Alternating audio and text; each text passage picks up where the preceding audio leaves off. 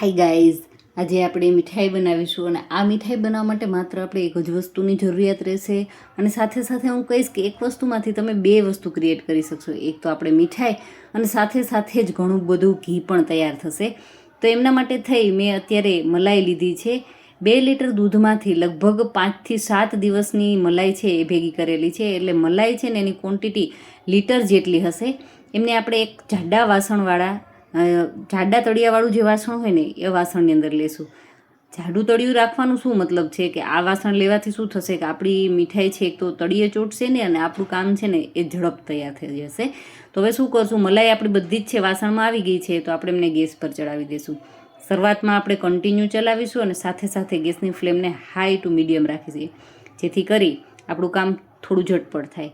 શરૂઆતમાં ઘટ લાગતું મિશ્રણ ધીમે ધીમે આ રીતે ઢીલું થવા લાગશે, કારણ કે જેમ જેમ ગરમ થશે એમ એમ મલાઈ છે એ ધીમે ધીમે પ્રવાહી જેવા ટૂંકમાં દૂધ જેવું એમનું ફોર્મ છે એ તૈયાર થઈ જશે. અને સાથે સાથે જેમ જેમ સમય હવે જતો જશે એમ એ દૂધ છે એ ઉકળવા લાગશે. ત્યારે તમે જોઈ શકો છો કે મિશ્રણ છે એ ઉકળવા લાગ્યું છે અને જેટલું દૂધ ફોર્મમાં હતું હવે એ ધીમે ધીમે મિશ્રણ ઘટ થશે અને આ રીતે ધાગા ધાગા જેવું થતું જશે.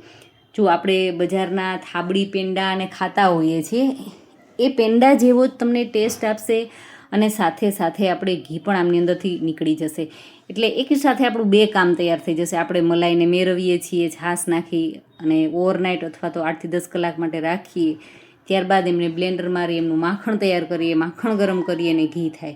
અને જે ઉપરથી વધારાનો જે કચરો જેમને કીટું તરીકે ઓળખવામાં આવે એમને આપણે ફેંકી દેતા હોઈએ છીએ.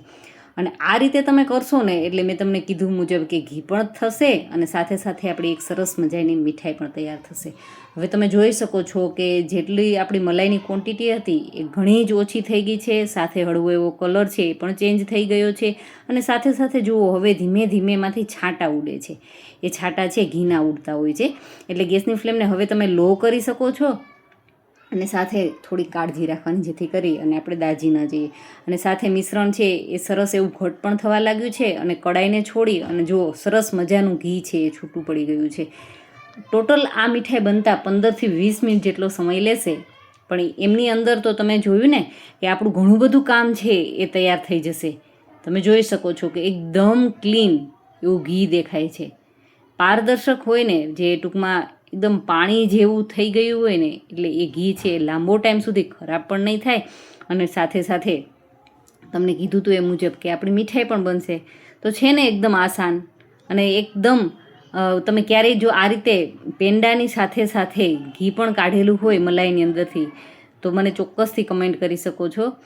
તો બસ આ રીતે આપણે શક્ય એટલું ઘી છે નીકળે એટલું કાઢી લેશું. અને તમારે એવું હોય ને તો એમને સીધું જ ગાળી પણ શકાય કે એકી સાથે ગાળી લેશો તો ગરણીની અંદર એમનો જે માવો છે એ પણ આવી જશે અને સાથે સાથે નીચેના ભાગે ઘી પણ નીકળી જશે.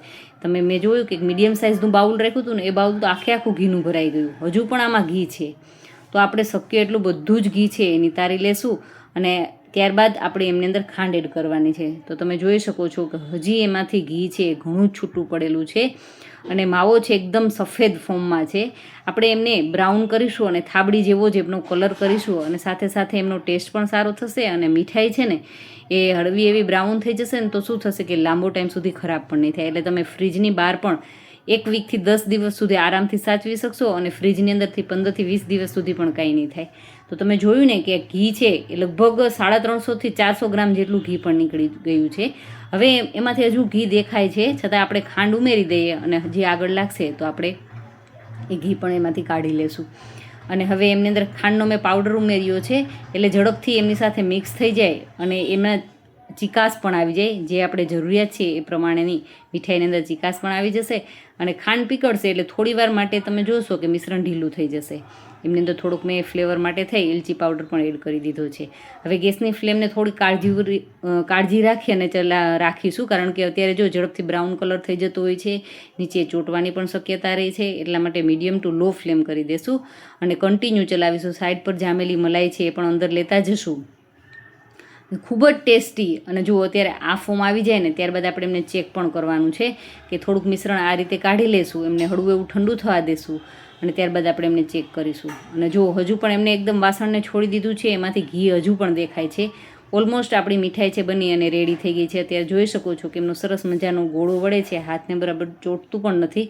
તો એ સરસ એવી કૂક પણ થઈ ગઈ છે. હવે ગેસની ફ્લેમને બંધ કરી દેશું અને આમાંથી ઘી છે એ બધું જ ઘી છે એની તારી લેશું, કારણ કે આટલા ઘીની સાથે મીઠાઈ ખાવી પણ નહીં ગમે અને ઘીને આપણે વાસણમાં ચોટશે, હાથમાં ચોટશે અને વેસ્ટ થશે. તો આપણે બધું જ ઘી છે એ કાઢી લેશું. એમને વધારે આ રીતે આપણે એમને શું કે પ્રેસ કરીને બધું ઘી નથી કાઢવાનું, પણ જેટલું આરામથી નીકળી જાય ને આ રીતે એટલું આપણે કાઢી લેશું, જેથી કરી મીઠાઈ ખાતી વખતે પણ મજા આવે, કે વધારે પડતું ઘી પણ ન લાગે અને એકદમ સૂકું પણ ન લાગે. પ્રેસ કરીને બધું ઘી જો કાઢી લેશું ને તો એ થોડીક મીઠાઈ છે એ સૂકી લાગતી હોય છે, પણ એમાંથી જેટલું નીકળે એટલું કાઢી લેશું, આરામથી નીકળી જાય એટલું ઘી છે એ કાઢી લેશું. અત્યારે તમે જોઈ શકો છો મીડિયમ સાઇઝનું બાઉલ છે એ પણ પૂર્ણ ભરાઈ ગયું છે, અને મોટી સાઇઝનું બાઉલ બતાવું તો એ પણ એટલું જ ભરાઈ ગયેલું છે. તો છે ને એકદમ આસાન, એકદમ ઝટપટ, અને સાથે સાથે એક કામમાંથી બે આપણી વસ્તુ છે એ પણ સરસ મજાની તૈયાર થઈ ગઈ છે. તો આપણે એમને રૂમ ટેમ્પરેચર પર આવવા દેવાનું છે, અને ત્યારબાદ એમને જો તમારે સીધું જ આ રીતે થાબડી ખવાતી હોય એ રીતે તમારે ખાવું હોય તો એ રીતે પણ ખાઈ શકો છો, ને આ રીતે તમારે એમના પેંડાનો શેપ આપવો હોય તો ચોક્કસથી એ રીતે પણ તમે કરી શકો છો. તો મિત્રો, આજનો વિડીયો તમને થોડો પણ સારો લાગ્યો હોય ને તો વિડીયોને વધુને વધુ શેર કરજો, જેથી કરીને લોકો પણ આ રીતે મીઠાઈ અને ઘી બંને વસ્તુ એક વસ્તુમાંથી ક્રિએટ કરી શકે અને સરસ મજાનો એમનો લાભ પણ લઈ શકે. તો છે ને એકદમ આસાન, આપણે 2 ડીશ ભરાઈ અને થાબડી પેંડા પણ તૈયાર થઈ ચૂક્યા છે, અને સાથે સાથે ઘણું બધું ઘી પણ નીકળી ગયું છે. તો વિડીયો ગમ્યો હોય તો વિડીયોને લાઇક કરી અને ચેનલને હજુ સુધી સબસ્ક્રાઈબ કરવાની બાકી હોય તો ચેનલને ચોક્કસથી સબસ્ક્રાઈબ કરી લેજો, કારણ કે હું હંમેશા કહું છું કે સબસ્ક્રાઈબ કરવું બિલકુલ જ ફ્રી છે, અને તમે મારા વિડીયો છે એ કઈ જગ્યાએથી વોચ કરો છો એ પણ મને ચોક્કસથી કમેન્ટ કરજો, મને જાણવું ખૂબ જ ગમશે. અને બસ હવે આ પેંડાને આપણે એરટાઇટ બરણીની અંદર કે ડબ્બાની અંદર પેક કરી 1 મહિનો સુધી ખાવા હોય ને તો પણ તમે ફ્રીજની અંદર સરસ એવા વ્યવસ્થિત સાચવીને રાખશો ને તો પણ તમે એમને આરામથી ખાઈ શકશો. Thank you for watching this videos.